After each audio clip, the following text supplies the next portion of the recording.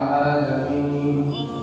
الحمد لله نحمده ونستعينه ونستغفره ونؤمن به ونتوكل عليه ونعوذ بالله من شرور أنفسنا ومن سيئات أعمالنا. من يهده الله فلا مضل له ومن يضلل فلا هادي له.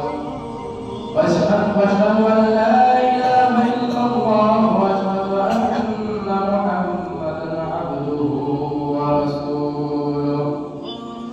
أعوذ بالله من الشيطان الرجيم. بسم الله الرحمن الرحيم.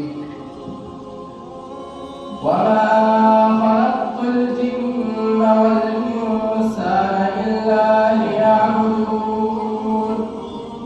أعوذ بالله من الشيطان الرجيم. بسم الله الرحمن الرحيم. يا أيها الذين آمنوا اتقوا الله حق تقاته ولا تموتن إلا وأنتم مسلمون. بسم الله الرحمن الرحيم. يا أيها الذين آمنوا لا تلهكم أموالكم ولا أولادكم عن ذكر الله ومن يفعل ذلك فأولئك هم الخاسرون.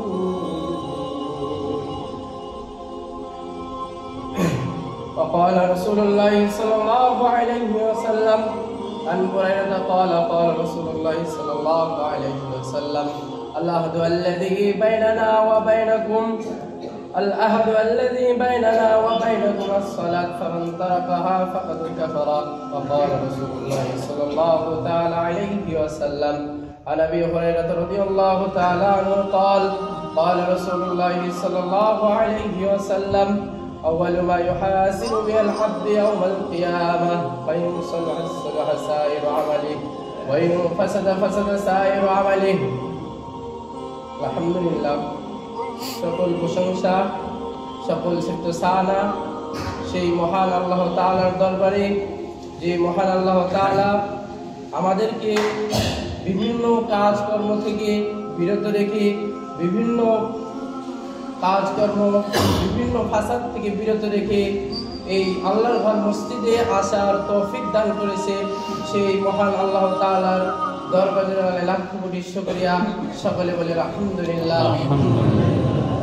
তার প্রিয় হাবিব জনাবে মুহাম্মদ মুস্তাফা সাইয়্যিদুল আম্বিয়া খাতামুন নবী, যার সুপারিশ না পেলে পরকালে নাজাত পাওয়া মুশকিল, যার সুপারিশ ছাড়া, যার শাফাআত ছাড়া ওই ভয়াবহ কিয়ামতের দিন, ওই হাসরের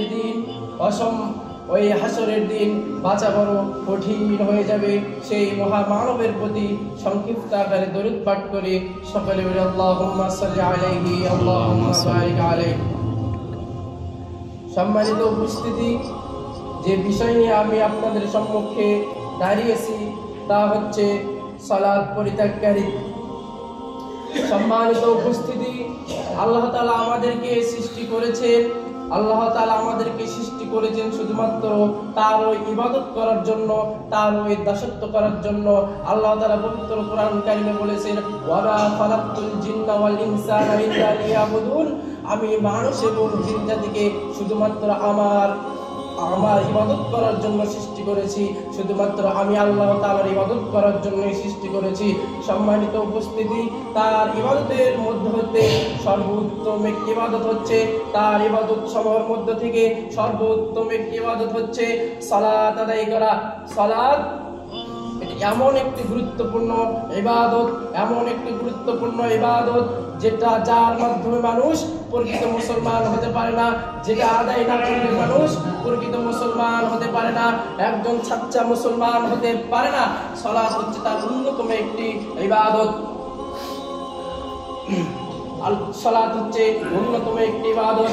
আল্লাহ তাআলা পবিত্র কোরআন কারিমে বলেছেন, ওয়ামা খালাক ইয়া আইয়ুহাল্লাযীনা আমানু কু আনফুসাকুম আহলিকুম يا أيها الذين آمنوا لا تلهكم أموالكم ولا أولادكم عن ذكر الله فمن يفعل ذلك فأولئك هم الخاسرون। হে ঈমানদারগণ, হে মানুষ সকল, তোমরা আল্লাহ তাআলার স্মরণ থেকে বিমুখ হয়ে না। তোমরা আল্লাহ তাআলার স্মরণ থেকে তোমাদের স্ত্রী সন্তানের দিকে লক্ষ্য করে, তোমরা তোমাদের স্ত্রী সন্তান ধন সম্পদের লোভে পড়ে তোমরা আল্লাহ তাআলার স্মরণ থেকে বিমুখ হয়ে যেও না।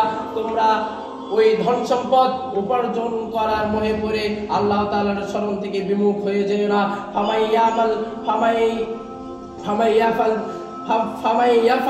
যে ব্যক্তি এসব করবে, যে ব্যক্তি তার স্ত্রী সন্তানের জন্য আল্লাহ তাআলার স্মরণ থেকে বিমুখ হবে, যে ব্যক্তি স্ত্রী সন্তানের জন্য আল্লাহ তাআলার স্মরণ থেকে, আল্লাহ তাআলার ইবাদত থেকে, সালাত থেকে বিমুখ হবে, ধন সম্পদের জন্য, ধন সম্পদ উপার্জন করার জন্য সে হালাল হারাম বাছবে না, কোনটা হারাম কোনটা হালাল সেটা বাছবে না, সেই ধন সম্পদ উপার্জন করার জন্য সে আল্লাহ তাআলাকে ছেড়ে দিয়ে, আল্লাহ তাআলার ইবাদতকে ছেড়ে দিয়ে, সালাত ছেড়ে দিয়ে সে ধন সম্পদের দিকে লুটে পড়ে। ওই স্ত্রী সন্তানকে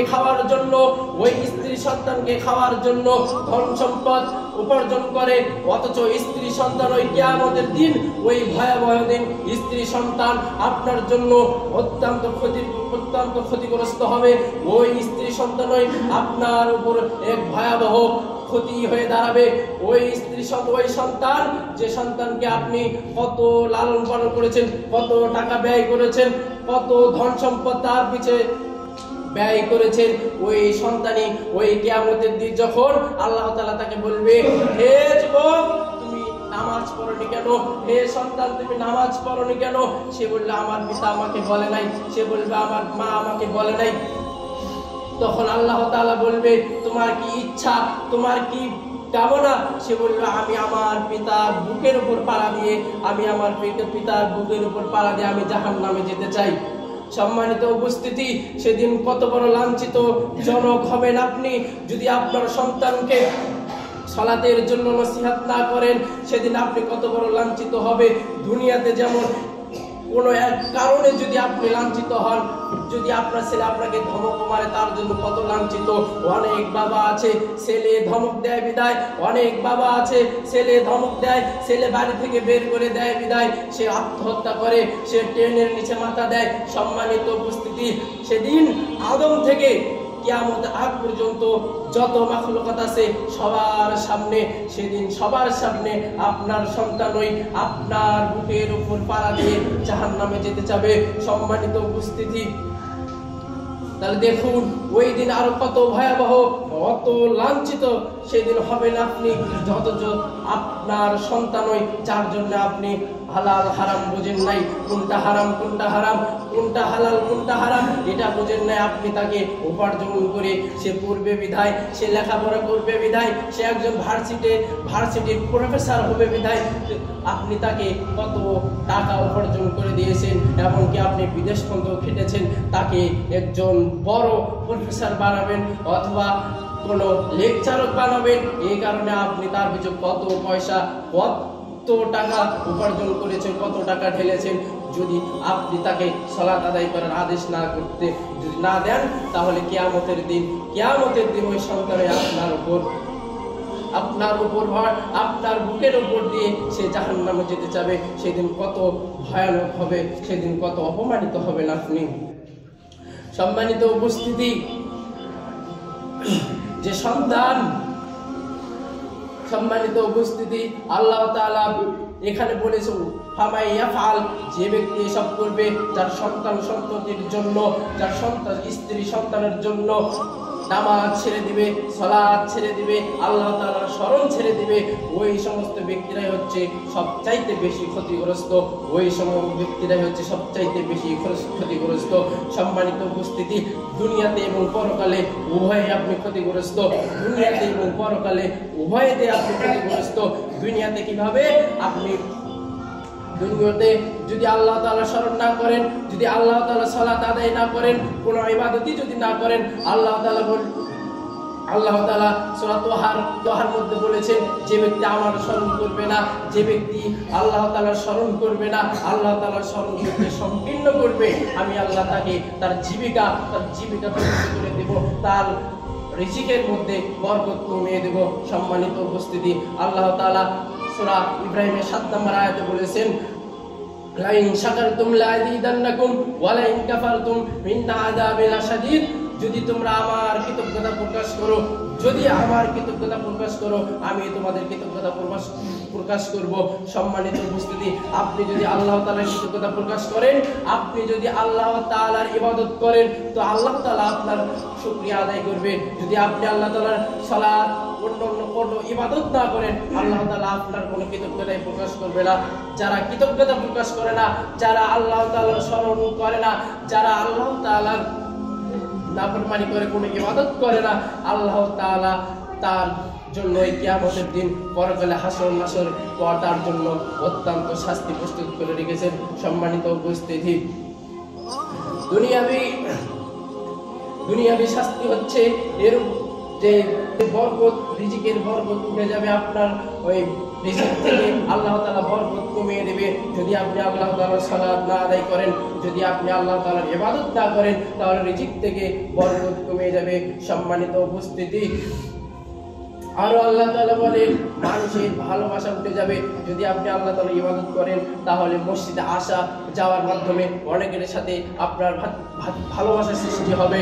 অনেকের সাথে সে লোকেরা বলবে, লোকটি ভালো, সে নামাজ পড়ে, সে রোজা করে, আল্লাহ তাআলার অনেক ইবাদত করে, একে নামাজি মুসলিম আপনারা একে ভালোবাসার সৃষ্টি হবে, একে অপরের সাথে ভালোবাসার সৃষ্টি হবে।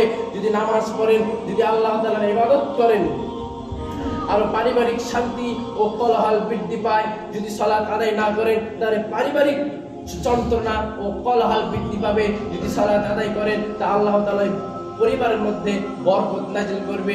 যদি সালাত না আদায় করেন, যদি আর অন্য ইবাদত না করেন, আল্লাহ তাআলা ওই পরিবারের মধ্যে গজব নাজিল করবে, শাস্তি নাজিল করবে। সম্মানিত উপস্থিতি, আল্লাহ তাআলা আর বলেন, পরকালে যারা ক্ষতিগ্রস্ত হবে, এটা হলো দুনিয়াবি ক্ষতিগ্রস্ত, যারা দুনিয়াতে রিজিকের বরকত উঠে যাবে, বিভিন্ন কাজ কর্মের বরকত উঠিয়ে নেবেন আল্লাহ, যদি আল্লাহর স্মরণ না করেন। এবং দুনিয়াবি ক্ষতি হচ্ছে সেই দুনিয়া পরকালে ওই কিয়ামতের দিন, যেদিন কারো কোনো সুপারিশকারী থাকবে না, যেদিন আপনার নেতা আপনি যে নেতার পেছনে ঘুরছেন, যে নেতার আপনি স্লোগান দিচ্ছেন, ওই নেতাও কোনো কাজে আসবে না। সেদিন কোনো থাকবে না সুপারিশকারী, সেদিন কোনো থাকবে না কোনো ওসিয়তকারী যে আপনার জন্য ওসিয়ত করবে, যে আপনার জন্য ওসিয়ত করে আপনাকে ফুলসিরাত পার করবে, এরকম কোনো ওসিয়তকারী থাকবে না। সেদিন আপনি বড় ক্ষতিগ্রস্ত হবেন, যদি আপনি সালাত না আদায় করেন। সম্মানিত উপস্থিতি, রাসূল সাল্লাল্লাহু আলাইহি ওয়াসাল্লাম বলেছেন, আবু হুরায়রা রাদিয়াল্লাহু তাআলা আনহু বর্ণিত, তিনি বলেন, আল্লাহ রাসূল সাল্লাল্লাহু আলাইহি ওয়াসাল্লাম বলেছেন, أول ما يحاسب به العبد يوم القيامة فإن صلح صلح سائر عمله وإن فسد فسد سائر عمله। যদি সালাত গ্রহণযোগ্য হয়, সমস্ত ইবাদত যদি সালাত গ্রহণযোগ্য হয়, তাহলে তো সমস্ত ইবাদতই গ্রহণযোগ্য হবে। ওই কিয়ামতের দিন ভয়াবহ দিন, যদি সালাত আপনার গ্রহণযোগ্য না হয়, তাহলে আপনার বাঁচাবার দায় হয়ে যাবে, কোনো থাকবে না সেদিন কোনো সুপারিশকারী। সম্মানিত উপস্থিতি, নামাজ পড়তে হবে, সালাত আদায় করতে হবে আপনাকে।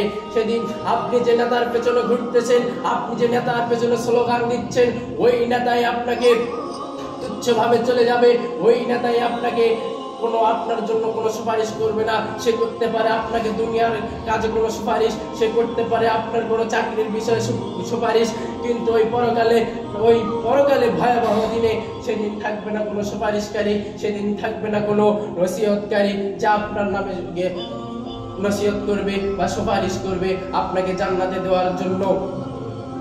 সম্মানিত উপস্থিতি, সালাত আদায় না করলে আরো অনেক ক্ষতিগ্রস্ত হয়। সালাত আদায় না করলে রাসূল সাল্লাল্লাহু আলাইহি ওয়াসাল্লাম বলেছেন, عن ابي هريره رضي الله تعالى عنه قال قال رسول الله صلى الله عليه وسلم العهد الذي بيننا وبينكم الصلاة العهد الذي بيننا তাদের মাঝে এবং আমাদের মাঝে পার্থক্য হচ্ছে সালাত তাদের মাঝে এবং আমাদের মাঝে পার্থক্য হচ্ছে সালাত তাদের বলতে যারা কাফের যারা মুনাফিক যারা মুসলিম নয় এদেরকে বোঝানো হয়েছে আমাদের মাঝে বলতে এখানে আমরা যারা মুসলমান রয়েছি মুসলমানের কথা বোঝানো হয়েছে রাসূল সাল্লাল্লাহু আলাইহি ওয়াসাল্লাম বলেন আল আহদু আল্লাযী বাইনানা ওয়া বাইনাকুম তাদের মাঝে কাফের এবং মুসলমানের মাঝে পার্থক্য হচ্ছে সালাত যদি আপনি সালাত আদায় না করেন যদি আপনি সালাত আদায় না করেন তাহলে আপনি মুসলমান থাকবেন না যদিও আপনি জন্মসূত্রে মুসলমান হয়েছেন যদিও আপনার বাপ মুসলমান তাই আপনি মুসলমান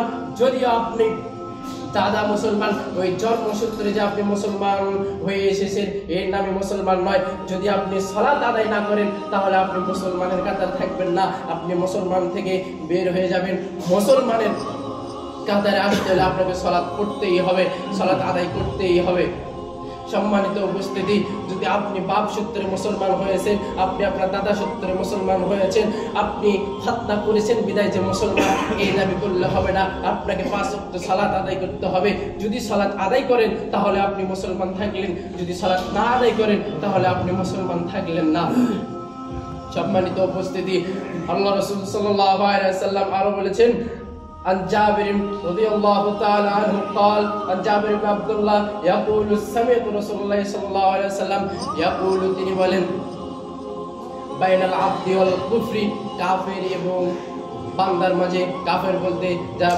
অমুসলিম তাদের মাঝে পার্থক্য হচ্ছে সালাত যারা সালাত ছেড়ে দিল যারা সালাত পড়ল না তারা হচ্ছে কাফের আপনার মাঝে আর হিন্দুর মাঝে কি পার্থক্য থাকলো হিন্দু তো নামাজ পড়ে না হিন্দু তো সালাত আদায় করে না যে আপনি সালাত আদায় করেন না আপনি কিভাবে মুসলমান দাবি করতে পারেন নিজেকে আপনি কিভাবে মুসলমান দাবি করতে পারেন নিজেকে অথচ আপনি সালাত আদায় করেন না আল্লাহ রাসূল সাল্লাল্লাহু আলাইহি ওয়াসাল্লাম আরো বলেছেন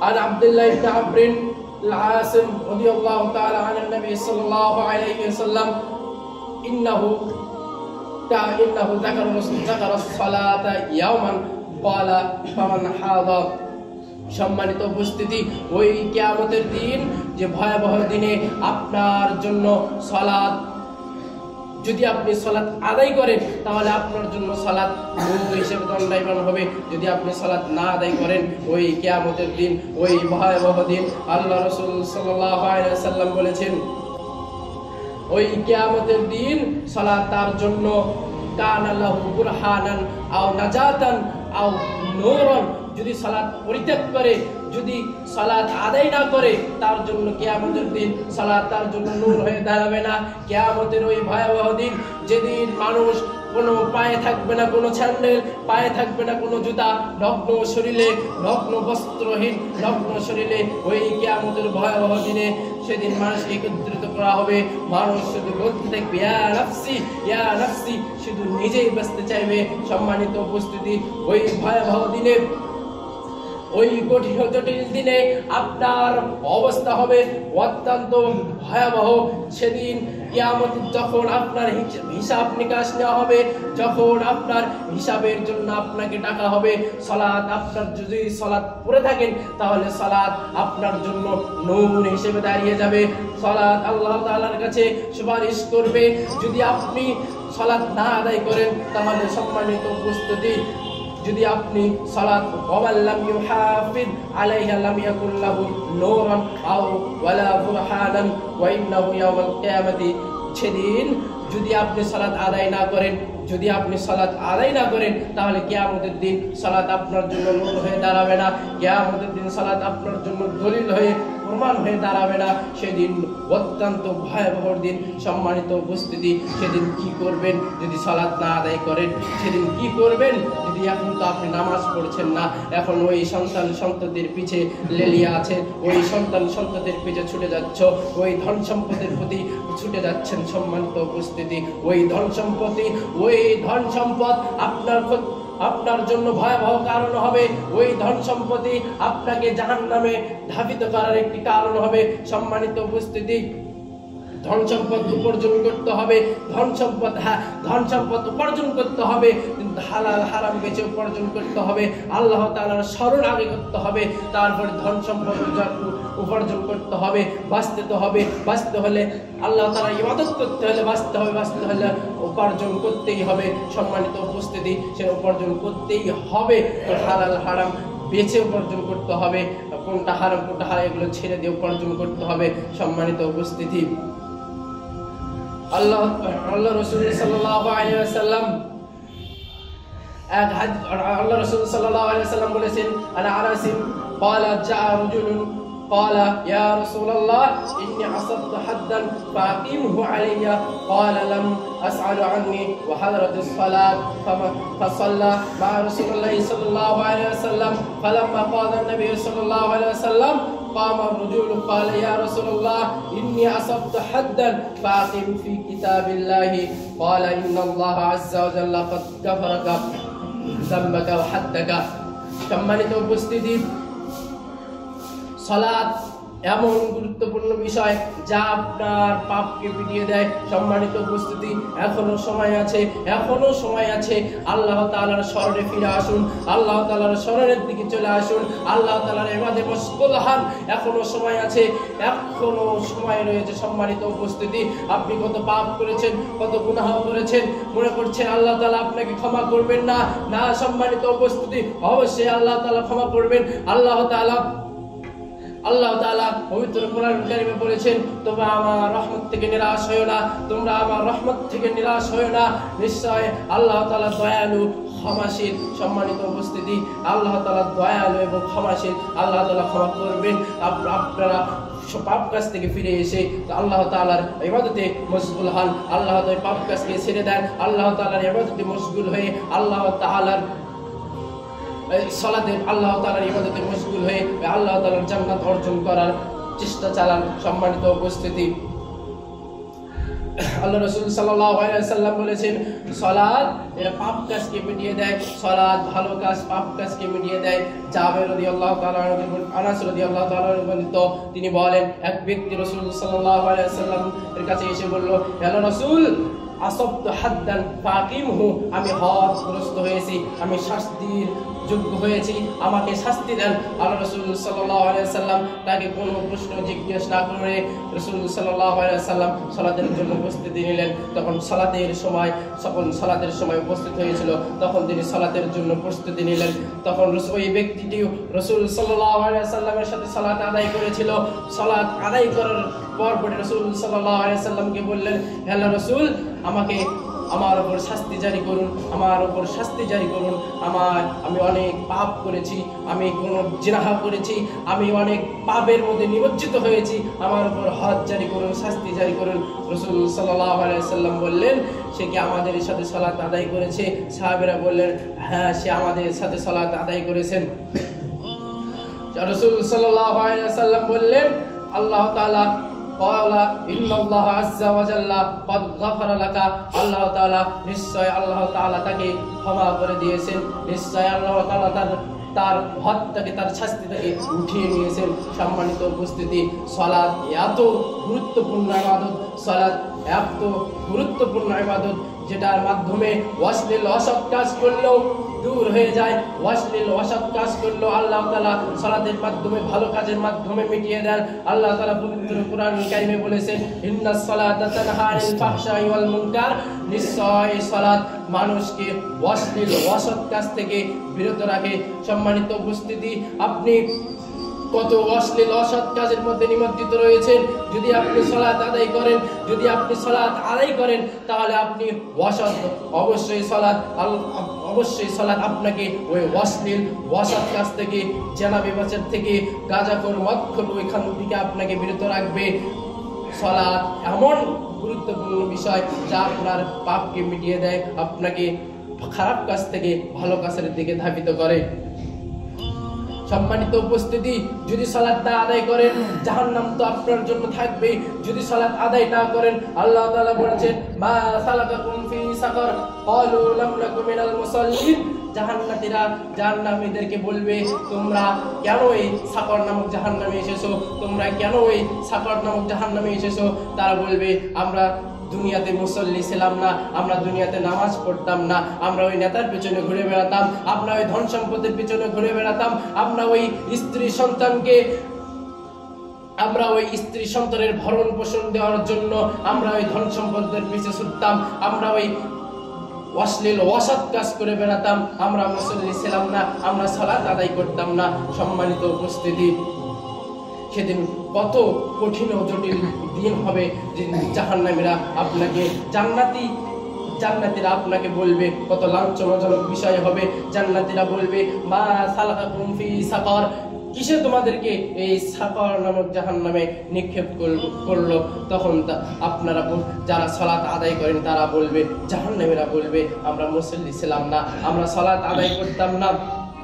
সম্মানিত উপস্থিতি, সাল্লাল্লাহু আলাইহি ওয়াসাল্লাম আরো বলেছেন যে সালাত পড়লে যে উপকারিতা রয়েছে, সালাত মানুষকে উপকারিতা দেয়, যে দুনিয়াবি কিছু উপকারিতা রয়েছে। যদি আপনি সালাত আদায় করেন তাহলে দুনিয়াবি কিছু উপকারিতা রয়েছে যা মানসিক প্রশান্তি ও শান্তি দেয়, মানসিক দেহের মধ্যে প্রশান্তি যোগায়। সালাত নিয়মিত যদি আপনি সালাত আদায় করেন তাহলে আপনি দুশ্চিন্তা থেকে মুক্ত থাকবেন। যদি আপনি আল্লাহ তাআলার এই সালাত, 5 ওয়াক্ত সালাত নিয়মিত আদায় করেন, আল্লাহ তাআলা আপনাকে দুশ্চিন্তা থেকে, অশ্লীল অসৎ কাজ থেকে মুক্ত রাখবেন।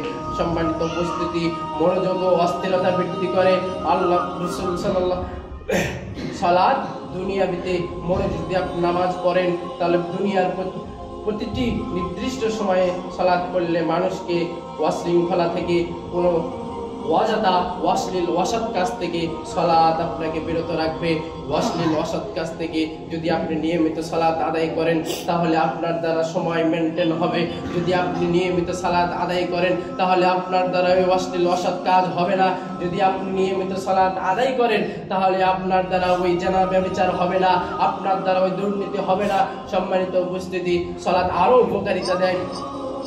দুনিয়াবি উপকারিতা, সালাত করার মাধ্যমে একটি শারীরিক ব্যায়ামের মতো উপকারিতা আসে, শারীরিক ব্যায়ামের মতো উপকারিতা আসে।